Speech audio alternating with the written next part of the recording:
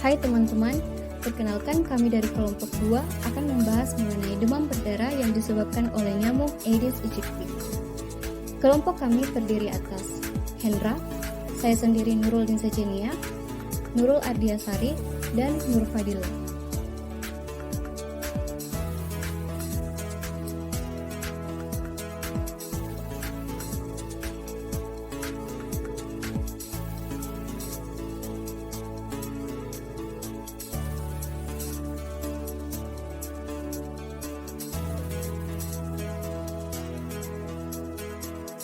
Demam berdarah ini adalah flavivirus yang terdiri dari 4 serotype, yaitu serotype 1, 2, 3, dan 4, dengan manifestasi klinis yaitu demam mendadak 2 hingga 7 hari, disertai gejala perdarahan dengan atau tanpa shock, dengan pemeriksaan laboratorium menunjukkan trombositopenia atau trombosit kurang dari 100.000 dan peningkatan hematokrit 20% atau lebih dari nilai normal, serta tanda-tanda kegagalan sirkulasi sampai timbulnya renjatan sebagai akibat dari kebocoran plasma yang dapat menyebabkan kematian.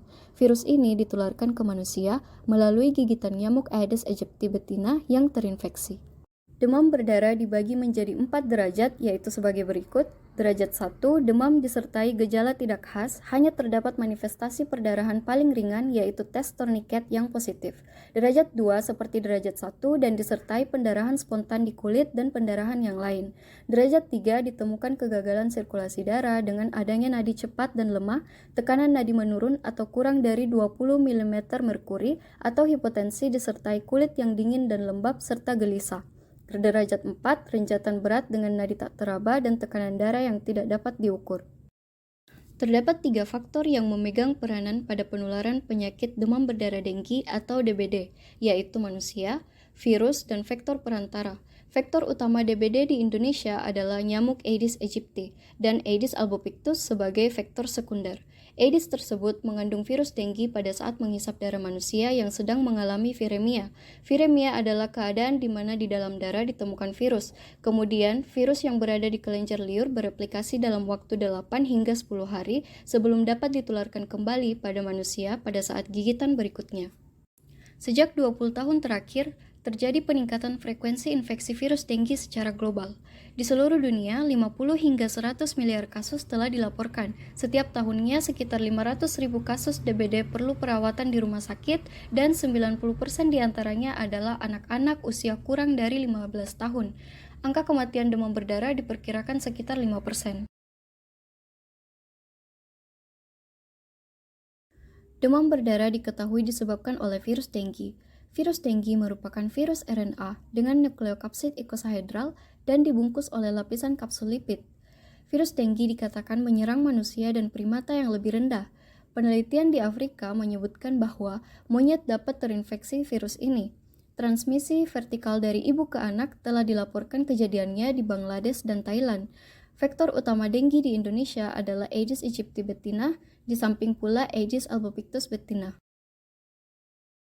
Jika seseorang terinfeksi virus denggi digigit oleh nyamuk Aedes aegypti, maka virus denggi akan masuk bersama darah yang diisap olehnya. Di dalam tubuh nyamuk itu, virus denggi akan berkembang biak dengan cara membela diri dan menyebar ke seluruh bagian tubuh nyamuk. Sebagian besar virus akan berada di dalam kelenjar air liur nyamuk.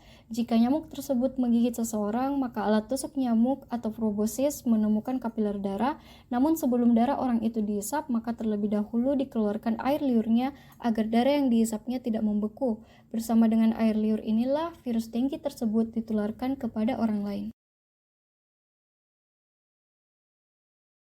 Ciri-ciri nyamuk penyebab penyakit demam berdarah atau nyamuk Aedes aegypti yaitu berbadan kecil, berwarna hitam dengan bintik-bintik putih, hidup di dalam dan di sekitar rumah, menggigit atau menghisap darah pada siang hari, senang hingga pada pakaian yang bergantungan di dalam kamar, bersarang dan bertelur di genangan air jernih di dalam dan di sekitar rumah, bukan di got, di dalam rumah yaitu di bak mandi, tempayan, vas bunga, tempat minum burung, dan lain-lain.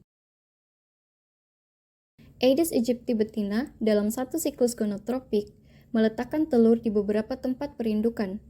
Siklus gonotropik yaitu waktu yang diperlukan untuk menyelesaikan perkembangan telur mulai dari nyamuk menghisap darah sampai telur dikeluarkan. Masa perkembangan embrio ini berlangsung selama 48 jam pada lingkungan yang hangat dan lembab. Setelah perkembangan embrio telah sempurna, telur dapat bertahan pada keadaan kering dalam waktu yang lama hingga lebih dari 1 tahun. Telur menetas bila wadah tergenang air, namun tidak semua telur menetas pada saat yang bersamaan. Kemampuan telur bertahan dalam keadaan kering membantu kelangsungan hidup spesies selama kondisi iklim yang tidak menguntungkan.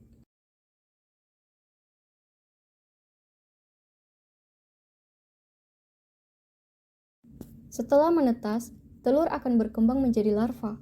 Larva Aedes aegypti memiliki ciri-ciri yaitu adanya corong udara pada ruas terakhir pada abdomen dan tidak dijumpai adanya rambut-rambut berbentuk kipas. Ada 4 tingkatan atau instar jentik sesuai dengan pertumbuhan larva, yaitu instar 1 yang berukuran paling kecil yaitu sekitar 1 hingga 2 mm, instar 2 yang berukuran 2 hingga 3,8 mm, instar 3 yang berukuran lebih besar sedikit dari larva instar 2 yaitu sekitar 4 hingga 5 mm, dan instar 4 yang berukuran paling besar yaitu sekitar 5 hingga 7 mm. Pupa nyamuk Aedes aegypti mempunyai bentuk tubuh bengkok dengan bagian kepala dada atau cephalothorax lebih besar bila dibandingkan dengan bagian perutnya, sehingga tampak seperti tanda baca atau koma. Tahap pupa pada nyamuk Aedes aegypti umumnya berlangsung selama 2 hingga 4 hari. Saat nyamuk dewasa akan melengkapi perkembangannya dalam cangkang pupa. Pupa akan naik ke permukaan dan berbaring sejajar dengan permukaan air untuk persiapan munculnya nyamuk dewasa.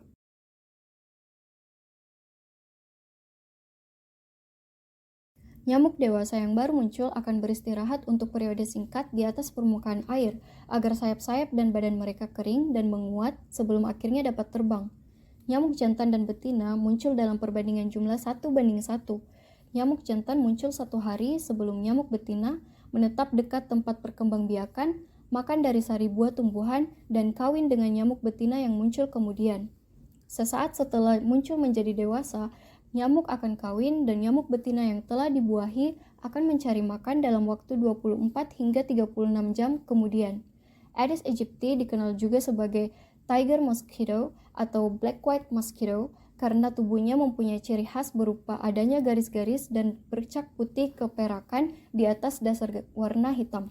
2 garis melengkung berwarna putih keperakan di kedua sisi lateral serta 2 buah garis putih sejajar di Umur Aedes aegypti di alam bebas biasanya sekitar 10 hari. Umur 10 hari tersebut cukup untuk mengembangbiakkan virus dengki di dalam tubuh nyamuk tersebut.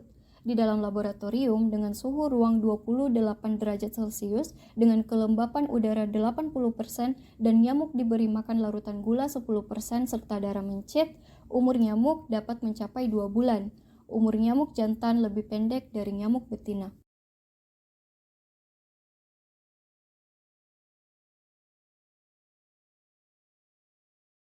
Selanjutnya, kita masuk pada pengendalian vektor. Pengendalian vektor adalah semua usaha yang dilakukan untuk menurunkan atau menekan populasi vektor pada tingkat yang tidak membahayakan kesehatan masyarakat. Menurut buku Parasitologi Kedokteran FKUI, secara garis besar pengendalian vektor nyamuk dibagi menjadi pengendalian alami dan buatan. Pengendalian buatan terdiri dari pengendalian kimiawi, pengendalian lingkungan, pengendalian mekanik, pengendalian fisik, pengendalian biologi, dan pengendalian genetika.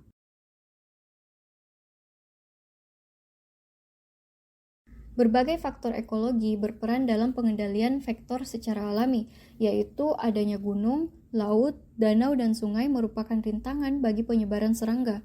Ketidakmampuan beberapa serangga untuk mempertahankan hidup di ketinggian tertentu dari permukaan laut juga ikut berperan. Perubahan musim, iklim yang panas, udara yang kering, curah hujan, dan angin yang besar dapat menimbulkan gangguan pada beberapa spesies serangga. Kemudian adanya burung, katak, cicak, dan binatang lain yang menjadi pemangsa serangga, serta penyakit yang ada pada serangga itu sendiri.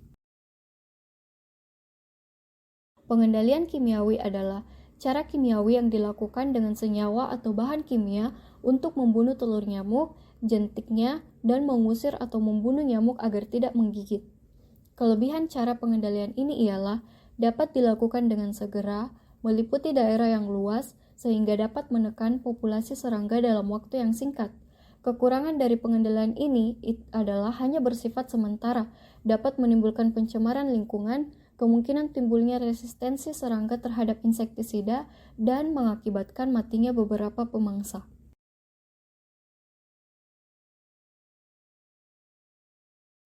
Pengendalian lingkungan dilakukan dengan modifikasi lingkungan dan manipulasi lingkungan.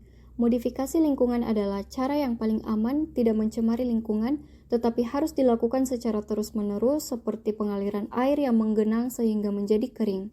Manipulasi lingkungan berkaitan dengan pembersihan atau pemeliharaan secara fisik yang telah ada supaya tidak terbentuk tempat perindukan serangga. Pengendalian mekanik dilakukan dengan menggunakan alat yang langsung dapat membunuh, menangkap, menyisir, atau menghalau serangga. Menggunakan baju pelindung dan memasang kawat kasa di jendela merupakan salah satu cara untuk menghindarkan hubungan antara manusia dengan vektor. Pengendalian fisik dilakukan dengan menggunakan pemanas, pembeku, serta penggunaan alat listrik lain untuk penyinaran cahaya dan pengadaan angin yang dapat membunuh atau mengganggu kehidupan serangga.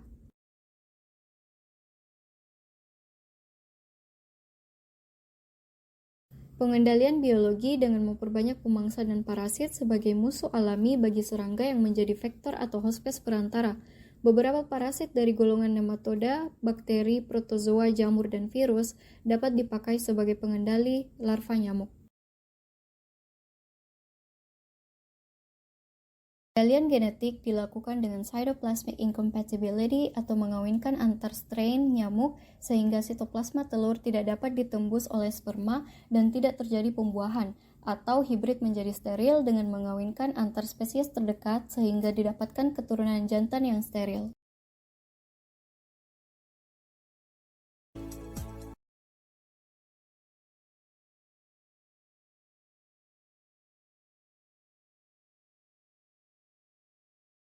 Demikian materi kami mengenai demam berdarah Aedes aegypti. Semoga teman-teman sekalian dapat mengambil ilmu yang baru dari materi yang telah kami paparkan. Terima kasih. Wassalamualaikum warahmatullahi wabarakatuh.